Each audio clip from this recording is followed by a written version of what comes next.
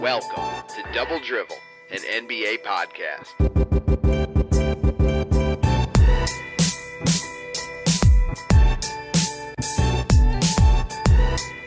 Hello and welcome to another episode of Double Drivel. We are a weekly podcast offering a fan's perspective on the news and issues surrounding the NBA. Thank you for joining us. My name is Greg, and I am joined as always by my co-host JT.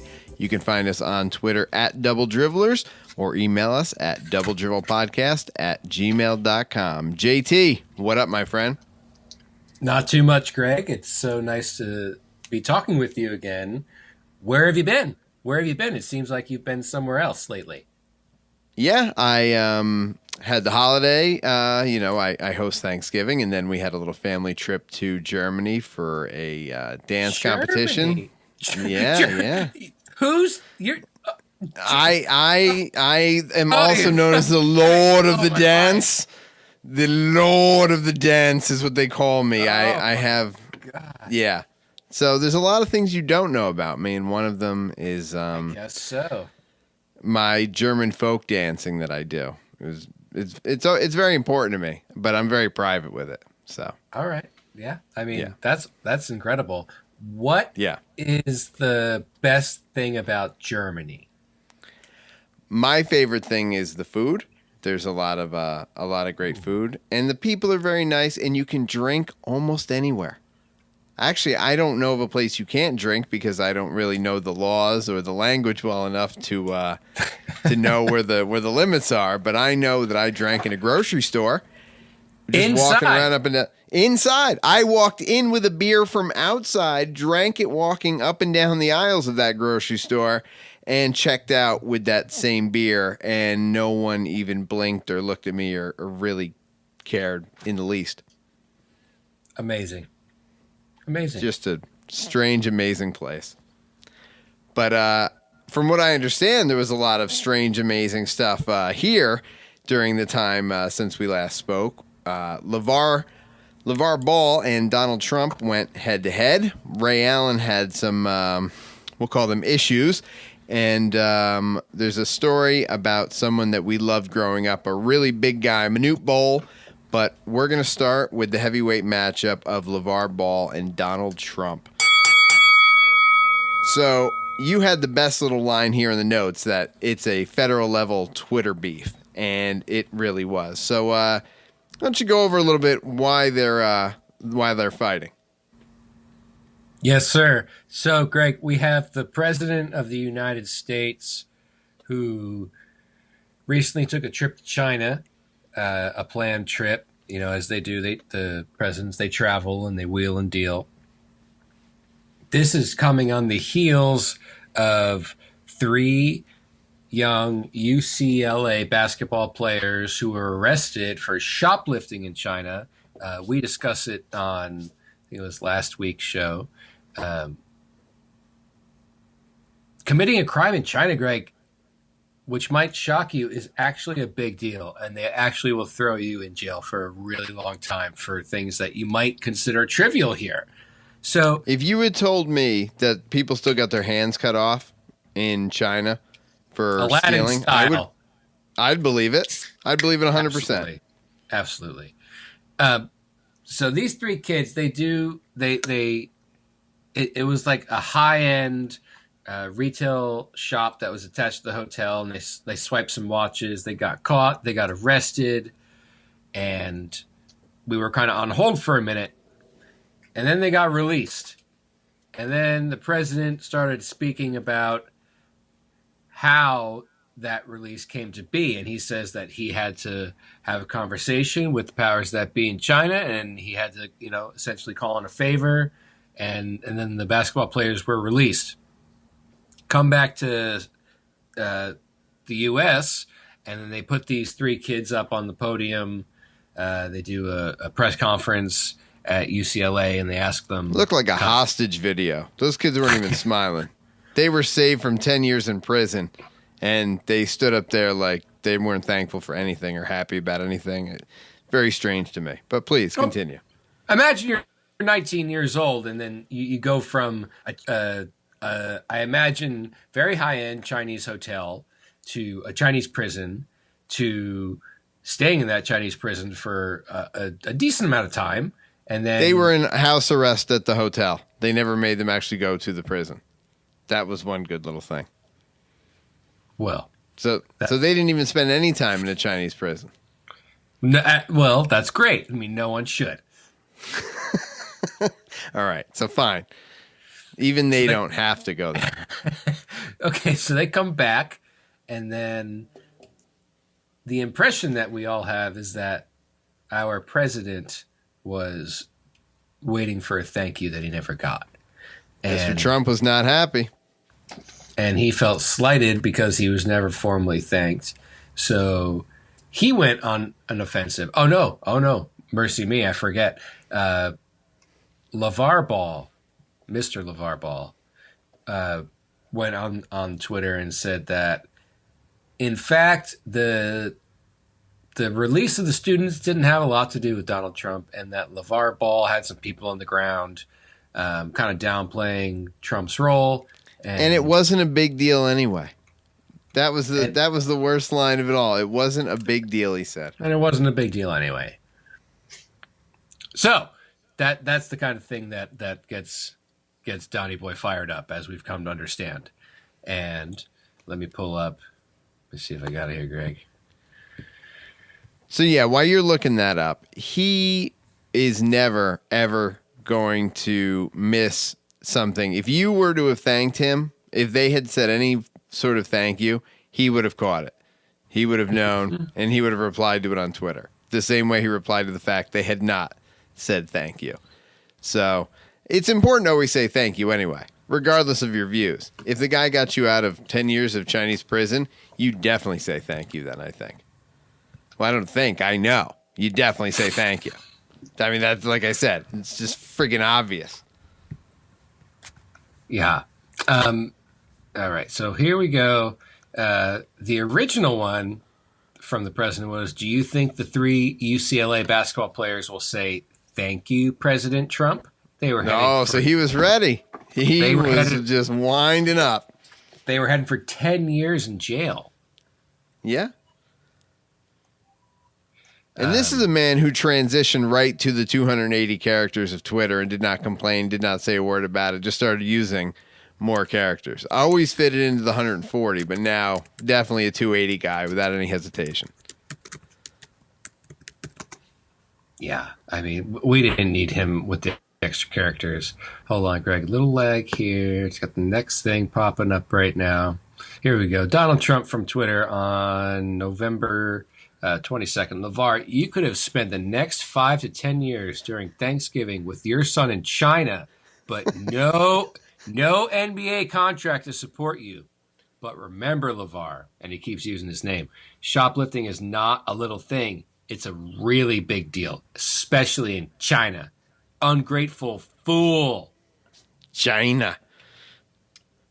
Strong words, yeah. Right? Strong words from the president. Responding like, why waste, all of these precious moments of a President's Day of all the people, Lavar Ball. But Greg, you know what they have in common? They both have WWE appearances. That's wrestling. Wrestling. Yeah, when you said that after we talked earlier, I liked that. I thought that was really good. I didn't realize, but we should, much like their careers, one actually had almost a whole storyline built around him, and one was just really a one-hit wonder that showed up on one episode, Lavar Ball. So, I mean, it's really, Lavar Ball wishes he was at the level Donald Trump is. I mean, this guy is someone who wants to be in the news every day. This is someone who's dying for the kind of beef that the Donald Trump spat brought him. Because it just gets him in the news more, and that's all he cares about. And fighting with the president, you don't do better than that. That's highest level beef there is. Why do it? Like, why waste the words on this? Like, it seems... Do you think that... We all knew when that guy came into being that eventually he was going to be fighting with Donald Trump. I mean, I don't think there was anybody. No fucking way anyone Come on. thought. Do you think that guy wasn't going to say something in some sort of way, loud and proud? I mean, I didn't think it was going to happen this way. I never would have said that, but I figured it'd be something stupid that it would certainly happen. Never did I think that a father of an unproven rookie, Greg. I mean, this he doesn't have the platform for this volume of a message yet. He just doesn't fucking have it. So no, there's no way I thought that 2 months into the NBA season, these two numbnuts would be wagging dicks at each other. This is certainly much faster than I think anybody would have anticipated. But I don't know. I don't know if I would have doubted it, that those two comets would have crossed at some point. Yeah, you're kind of a Monday morning quarterback, though, right? I'd like to think that. I mean, thinking about it now, of course. But all right, let me try to guess who else would. By the end of the episode here, I'll try to think of somebody else that he'll have a fight with, because it's got to be easy enough. I mean, after the president, it's all kind of like shooting fish in the barrel, right? Like, it's not like anything you can say. He's just rounding up people now. It's just easy mode. Oh my God, that's funny. But yeah, it's where we are, and that's everybody's coming into contact. It's kind of amazing. He's gonna fight with Kanye. How about that? He will straight up. He's gonna be fighting with Kanye in the next 6 to 9 months. There I am. Jesus That's Christ. it. That's a good guess. Christ, Greg. That's like when Screech fought. Who did he fight in the fucking celebrity dumb shit boxing? Oh, Screech he fought the guy from Welcome Back, Kotter. Horshack. He fought Horshack. That's the equivalent of that. Oh my God, Screech v Horshack. Kanye v Ball. Trump. Oh my God. Or Trump. No, Kanye and Trump aren't gonna fight. They're boys. Okay. Yeah. So it's just, this is it, you know? It's not basketball, but nothing about Lavar Ball is. All right. What we got next? We got something that you love, so keep your laughing face on, because Mr. Ray Allen's on the scene now. Now, Mr. Ray Allen, I know this is a story that's very close to your heart, because I actually heard someone else today reference his appearance in a certain movie and how he was the best part of that movie, and I don't know how I feel about that comment. So why don't you tell us a little about your love for Ray Allen and give us a little backstory here on the Ray Allen story? Well, I don't have I mean, I have some love for Ray Allen. The majority of it comes from my close association with late 90s basketball movies, of which I am a huge fan. I am. There's 3 that I love. I like Above the Rim with Tupac and Leon. You know my man Leon, who also played David Ruffin in the Temptations NBC movie, which you know I fucking love, Greg. Yeah, he was in Oz too, wasn't he? Yeah, he was. Yeah. Nice. White Men Can't Jump. You know, I have that painting in my garage of Billy Ho getting his Reeboks pumped up by Sidney Dean. Yep. And then He Got Game, the Spike Lee movie with Ray Allen and Denzel Washington. Don't tell me you don't. Everyone loves Denzel Washington. Yeah, but if, in all honesty, I don't know if I've ever seen the movie. I mean, I've seen fuck. I've seen bits and pieces of it, but I don't know. There's no way I've seen the whole movie if he got game. There's no way. Impossible. Okay. Well, it's good. It's good. I don't think it'll shock you. Denzel puts on a stronger acting performance than Ray Allen. It's a shock. But Ray Allen's character, his name is Jesus Shuttlesworth. Good. Not Jesus. They go straight up Jesus. Jesus. One of the lines from the movie is uh, Jesus Shuttleworth is impersonating his own mother from childhood because they live in kind of this project kind of atmosphere. There's a basketball court surrounded by high-rise apartment buildings, and come dinner time, his mother would put her head out the window and yell, "Jesus, Jesus!" I mean, this is all from the movie. So yes, they go by Jesus. There you I go. love it's a great movie, Greg. You should see it. That's I'll what watch put, it over Christmas break when I'm home, and part of my little movie run that I like to do over that break. So yeah, I'll be sure to watch it. perfect. Um, so that's what puts Ray Allen on my radar. Is that he's in this movie that I really like, and then Ray Allen has a very successful NBA career. He sets the record for 3-point percentage in the regular season. He sets it for that same 3-point percentage record for NBA playoffs, and then he's out.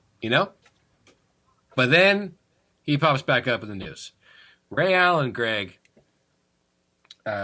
recently appeared in a Florida court to respond to a claim of stalking. Ray Allen responding to a claim that he has been stalking a man named Bryant Coleman. Uh-oh. This isn't going anywhere good. Do we know a lot of stories about NBA players stalking other anyone's? I can't think of any. No, the closest I can think of is a story I love with Matt Barnes and him driving all that way to punch Derek Fisher in the face, driving 50 miles to whoop his ass or however far he drove because he was at his ex-wife's house. So that's certainly not stalking, but that's the kind of off the court stuff I think about when shit's getting dirty. Yeah, and even in that situation, that's NBA player versus current or former NBA player, and you can follow. Was this some sort of drug-related charge, or like what's the situation behind this that he would be, bothering this man and stalking him? What could possibly bring this on? I bet you Greg Ray Allen wishes this was a drug charge. He was sitting around. He's like, God, I just need one reporter to think I got a coke problem. Please, please. Ray Allen, Greg, he claims that this guy, Bryant Coleman, impersonated many different women online and effectively catfished him, Ray Allen. That's no good. But isn't that weird that why would Ray Allen stalk someone who was, bamboozling him? Did he think at this point? So he was claiming that it was that he was multiple women. Is that what he was saying? And then right at one time he was kind of stringing Ray along on whatever avenues he was pursuing women on, whether it be Craigslist or it probably Craigslist because this was. But this is what Ray Allen claims. The guy Brian Coleman, doesn't he say that all along that he was looking for me. There wasn't no girls, there wasn't no catfishing. My man was looking for the Bryant. That's totally right. I mean, this guy says that this guy knows that I'm a dude and we get down. And that's something that we've done in the past and we've done it pretty recently. And it seems, Greg, that this guy might have signed a NDA, non-disclosure agreement about it. Oh, snap. They're getting down like a couple of Bills fans in the parking lot, and Ray Allen's got to pay him off and get him to sign an NDA, and then the guy breaks it. Usually, yeah, I mean, usually don't get into that type of situation unless you want someone to stay quiet. So I mean, the only thing we can do to clear this up is invite them both on the show.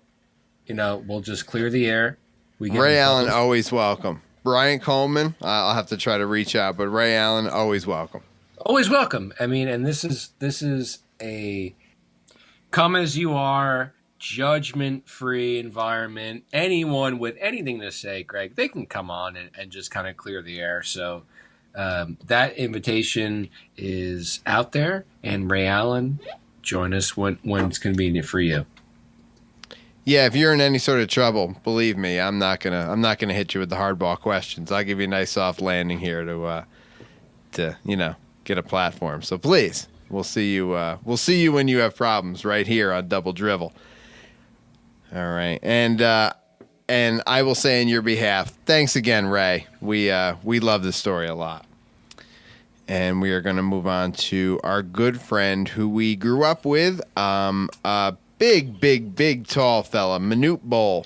That's the guy who was 7'7" and was the tallest person ever to play in the NBA, and there is reason to believe that he made up his age. Now, I always found it crazy that you didn't even know how old you were, that there was so little documentation around you that you would have any idea. But maybe he did know how old he was, but to play in the NBA or any other reason, or did he go to college? I don't know Manute Bol's early period. I'll be honest with you. I'm just familiar with his pro game, but he looks old in some of those pictures we were looking at. Now, from this perspective, thinking he may have been 50 years old, you go back and look at those pictures, JT, he looks about 50 years old. Totally. So they're saying that, as you alluded to, Greg, that when his college coach and he went to Cleveland State, Greg, he enrolled at the University of Bridgeport, a Division II basketball school. And when he had to fill out the paperwork, apparently the coach just fudged the numbers because no one knew how old he was. I can relate to this story personally, Greg, because if you remember, I don't know if you and I were rubbing elbows at this point, but Pleasant Valley, Mark, bang, son. That's what I'm talking about. Boom. That's what I'm talking about. Boom. That's why we're here. Yeah. Go. Yeah. So I'm going to take the other half of the story. There were two kids in our grade, I believe, or maybe above. It is all very cloudy where they were, but they were in our school, and I know they were adopted, and they definitely came internationally, but I don't know what country, and there is reason to believe Mark was very, very old. And I remember eating lunch with Mark, and we were in elementary school. I'll never forget it, and it was like second grade, and there was like a man sitting at our table, and his name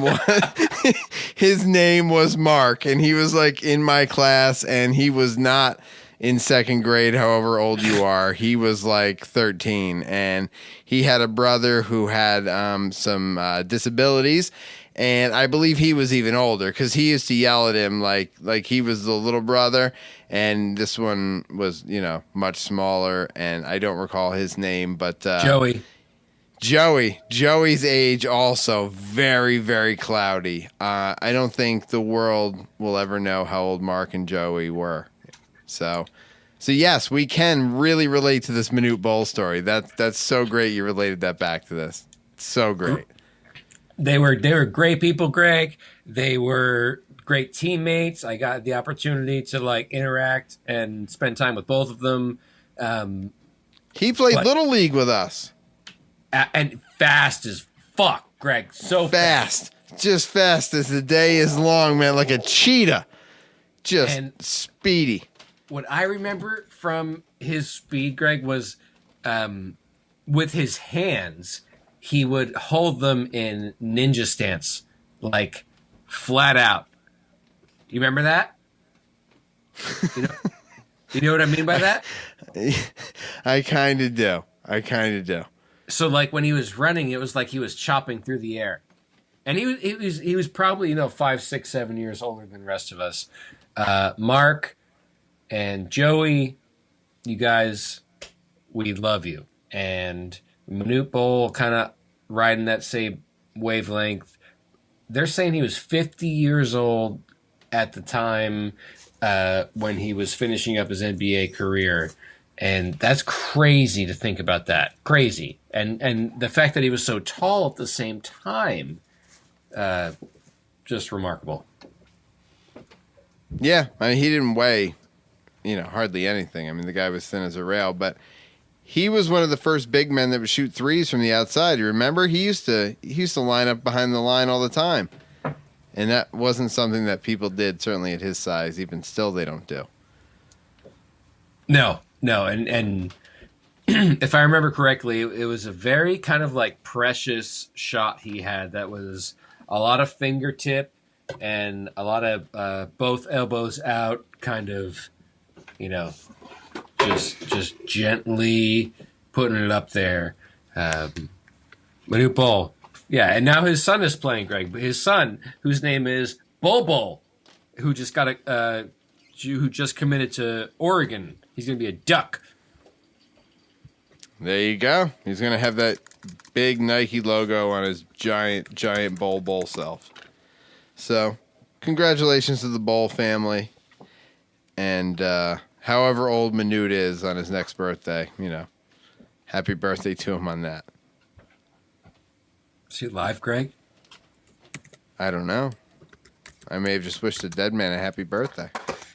Oh, Christ alive. Let's see. Yeah, he died in 2010, Greg. God rest his soul, Manute Bol.